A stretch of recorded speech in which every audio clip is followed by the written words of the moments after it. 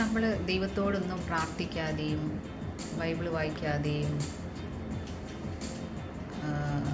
നമ്മളൊരു ദിവസം ഒന്ന് ജീവിച്ച് നോക്കുക.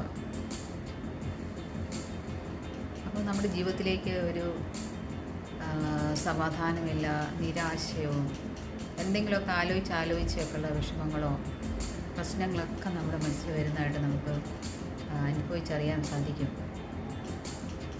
എന്നാൽ നമ്മൾ രാവിലെ മുതൽ നമ്മൾ അന്യഭാഷയിൽ പ്രാർത്ഥിച്ച് രാവിലെ എഴുന്നേറ്റ് കുറേ സമയം ഇരുന്ന് പ്രാർത്ഥിച്ച് ബൈബിൾ വായിച്ച് പകൽ കിട്ടുന്ന സമയമൊക്കെ ബൈബിൾ വായിച്ച് ദൈവത്തെ സ്തുതിച്ച് ദൈവത്തിന് പാട്ടുപാടി ആരാധിച്ച് ദൈവം ചെയ്ത നന്മകളെക്കുറിച്ച് നമ്മളിപ്പോഴും നമ്മൾ മനസ്സിൽ കൊണ്ട് നടന്ന് ദൈവം ചെയ്ത നന്മകൾക്കായിട്ടും ദൈവം അനർത്ഥത്തിൽ നിന്നും ഒക്കെ കാത്ത് പരിപാലിച്ചോർത്ത് ദൈവത്തിന് നന്ദിയോട് സ്തുതി ചെയ്ത് നമ്മളിങ്ങനെ ജീവിച്ചു പോകുന്ന ഒരു ദിവസവും തമ്മിൽ രണ്ടായിട്ടൊന്ന് മനസ്സിലാക്കുക.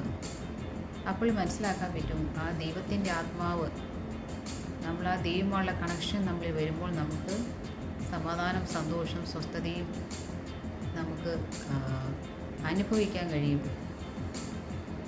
അപ്പോൾ നമ്മളിപ്പോഴും ദൈവത്തോട് ചേർന്ന് നിൽക്കുക എന്നുള്ളതാണ്. കാരണം ഈ ലോകത്ത് ധാരാളം നെഗറ്റീവ് എനർജി ഉണ്ടെന്നുള്ള ആ ഒരു സത്യമായ ഒരു അവസ്ഥ, സത്യമായ കാര്യം നമ്മൾ മനസ്സിലാക്കണം ഇപ്പോഴും.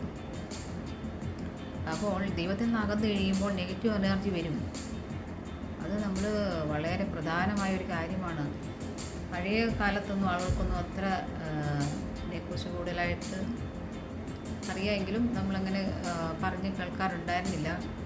എങ്കിൽ ഇപ്പോഴാണ് ശരിക്കും ആ ഒരു അതിനെക്കുറിച്ചുള്ള കാര്യങ്ങളൊക്കെ നമുക്ക് മനസ്സിലാക്കി തുടങ്ങുന്നത്. ഈ നെഗറ്റീവ് എനർജിയാണ് നമ്മുടെ കുടുംബത്തിൽ ഒക്കെ പ്രശ്നങ്ങൾ എന്തെങ്കിലുമൊക്കെ വരുമ്പോൾ അതിൻ്റെ ബാക്കിലായിട്ട് ഒരു നെഗറ്റീവ് എനർജിയുടെ പ്രവർത്തനം ഉണ്ടെന്നുള്ളത് നമ്മൾ മനസ്സിലാക്കണം.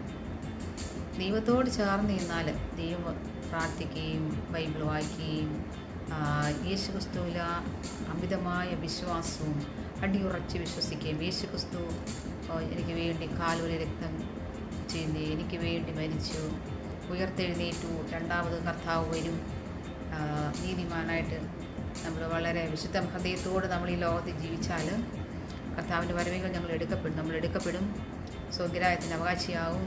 ഇതെല്ലാം നമ്മുടെ മനസ്സിൽ നിറച്ച് നമ്മൾ ആ ദൈവമായിട്ടുള്ളൊരു കണക്റ്റഡായിട്ട് നമ്മൾ ഓരോ ദിവസവും നമ്മൾ ജീവിച്ചു പോകാൻ ശ്രമിക്കുക. അപ്പം നമ്മളെ ഒരു ബാധകളും നമ്മളെ ബാധിക്കില്ല. പരിശുദ്ധ രക്തം കൊണ്ട് ദൈവം നമ്മളെ ഓരോരുത്തരെയും മുന്തിരിട്ട് സൂക്ഷിക്കും. മാലാഖമാർ നമ്മളെ ചുറ്റും കാത്തുകൊള്ളും. അതിനാൽ ഇപ്പോഴും ആ യേശുക്രിസ്തുവുമായിട്ടൊരു ആത്മബന്ധത്തിൽ